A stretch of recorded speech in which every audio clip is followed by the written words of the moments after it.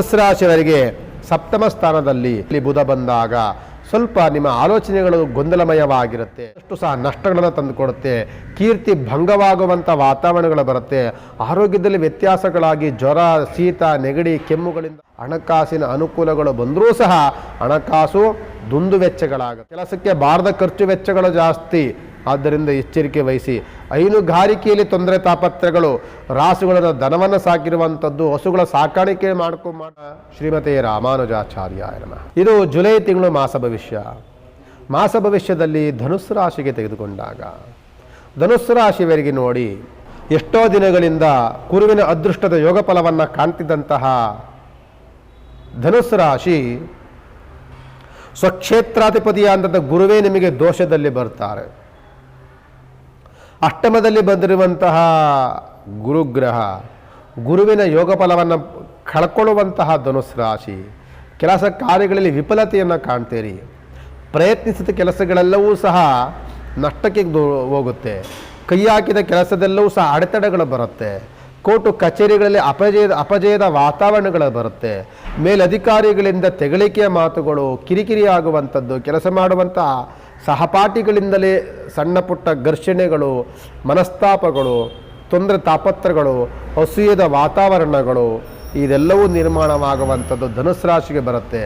ಎಚ್ಚರಿಕೆಯನ್ನು ವಹಿಸಬೇಕಾಗ್ತದೆ ಧನುಸ್ಸು ರಾಶಿಯವರು. ಧನುಸ್ಸು ರಾಶಿಯವರಿಗೆ ಸಪ್ತಮ ಸ್ಥಾನದಲ್ಲಿ 7ನೇ ಮನೆಯಲ್ಲಿ ಬುಧ ಬಂದಾಗ ಸ್ವಲ್ಪ ನಿಮ್ಮ ಆಲೋಚನೆಗಳು ಗೊಂದಲಮಯವಾಗಿರುತ್ತೆ, ನಿಮ್ಮ ಚಿಂತನೆಗಳು ಘರ್ಷಣೆಗೆ ಕಾರಣವಾಗುತ್ತೆ, ನೀನು ತೆಗೆದುಕೊಳ್ಳುವಂಥ ನಿರ್ಧಾರಗಳು ನಿಮಗೆ ಆದಷ್ಟು ಸಹ ನಷ್ಟಗಳನ್ನು ತಂದುಕೊಡುತ್ತೆ, ಕೀರ್ತಿ ಭಂಗವಾಗುವಂಥ ವಾತಾವರಣಗಳು ಬರುತ್ತೆ, ಆರೋಗ್ಯದಲ್ಲಿ ವ್ಯತ್ಯಾಸಗಳಾಗಿ ಜ್ವರ, ಶೀತ, ನೆಗಡಿ, ಕೆಮ್ಮುಗಳಿಂದ ಕೂಡಿರುವಂಥ ವಾತಾವರಣಗಳನ್ನು ನಿಮಗೆ ನಿರ್ಮಾಣವನ್ನು ಮಾಡುತ್ತೆ. ಕೈ ಹಾಕಿದ ಕೆಲಸದೆಲ್ಲವೂ ಸಹ ಸ್ವಲ್ಪ ನಷ್ಟಕ್ಕೆ ದೂಡುವಂಥ ವಾತಾವರಣಗಳು ನಿಮಗೆ ನಿರ್ಮಾಣವಾಗುವಂಥ ವಾತಾವರಣಗಳು ಸಿಗುತ್ತೆ.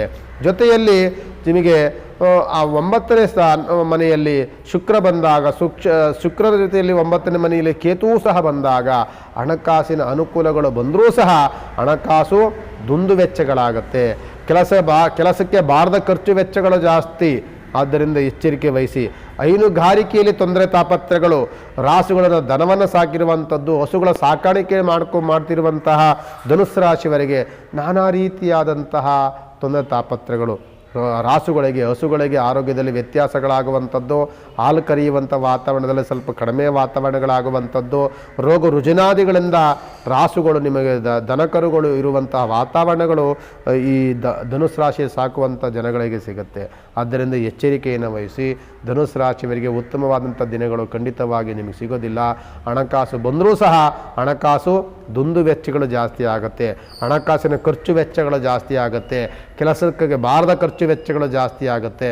ಆದ್ದರಿಂದ ಎಚ್ಚರಿಕೆಯನ್ನು ವಹಿಸಿ. ಶತ್ರು ಬಾಧೆಗಳು ಜಾಸ್ತಿ ಇದೆ, ಊಹಾಪೋಹಗಳು ಹರಡುವಂಥ ಜನಗಳು ಜಾಸ್ತಿ ಇದ್ದಾರೆ. ಕೈ ಹಾಕಿದ ಕೆಲಸದಲ್ಲೂ ಸಹ ನಾನಾ ರೀತಿ ಖರ್ಚು ವೆಚ್ಚಗಳು, ಸಮಸ್ಯೆಗಳು, ಗೊಂದಲಮಯವಾದಂಥ ವಾತಾವರಣಗಳು ನಿರ್ಮಾಣವಾಗುವಂಥದ್ದು ಧನುಸ್ಸು ರಾಶಿಗಿರುತ್ತೆ. ಅದನ್ನು ಎಚ್ಚರಿಕೆ ವಹಿಸಿ. ನಿಮಗೆ ದೋಷದಲ್ಲಿರುವಂಥವನೇ ಗುರುಗ್ರಹ, ಸ್ವಕ್ಷೇತ್ರಾಧಿಪತಿ ಆದಂಥವನು ಗುರುಗ್ರಹ. ಪ್ರತಿದಿನವೂ ಸಹ ಕೂತಾಗ, ನಿಂತಾಗ, ಮಲಗಬೇಕಾದ್ರೆ ಎಲ್ಲ ಸಂದರ್ಭದಲ್ಲಿ ನೀವು ಮಾಡಬೇಕಂತ ಪ್ರಾರ್ಥನೆ ಪೂಜ್ಯಾಯ ರಾಘವೇಂದ್ರಾಯ ಸತ್ಯಧರ್ಮರತಾಯ ಚ ಭಜತಾಂ ಕಲ್ಪವೃಕ್ಷಾಯ ನಮತಾಂ ಕಾಮಧೇನವೇ. ಅಜ್ಞಾನತಿಮಿರಾಂಧಸ್ಯ ಧ್ಯಾನಾಂಜಲಶಲಾಶಯಃ ಚಕ್ಷುರುಕ್ಷಿತಮ್ಯೇನ ತಸ್ಮೈ ಶ್ರೀ ಗುರುವೇ ನಮಃ. ಈ ಪ್ರಾರ್ಥನೆಗಳನ್ನು ಮಾಡ್ಕೊಳ್ಳಿ. ಪಂಚಮುಖಿ ಹನುಮಂತನ ಪ್ರಾರ್ಥನೆಗಳನ್ನು ಮಾಡ್ಕೊಳ್ಳಿ.